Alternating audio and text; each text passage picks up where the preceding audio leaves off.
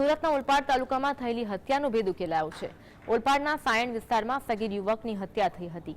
સાયણના કાશી ફળિયામાં સગીર યુવકની ઝઘડામાં હત્યા કરવામાં આવી। હાલ તો આરોપીને ઝડપી પાડવામાં આવ્યો છે।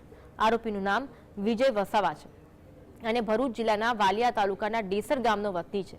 2 દિવસ પહેલા ભરૂચના વાલિયાથી કામધંધાની શોધમાં સુરતના સાયણના કાશી ફળિયામાં આવ્યો હતો, જ્યાં પત્ની એકલી હતી અને કાશી ફળિયાનો એક સગીર યુવક આરોપીની પત્ની પાસે ઊભો હતો।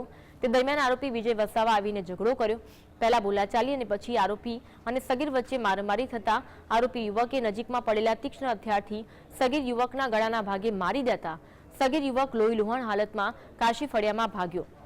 હાલ તો આરોપીને પણ માર મારીને ઈજા પહોંચી હતી। તેની સારવાર કરાવ્યા બાદ પોલીસ આરોપીને જેલ ભેગો કરીને તપાસ હાથ ધરી છે।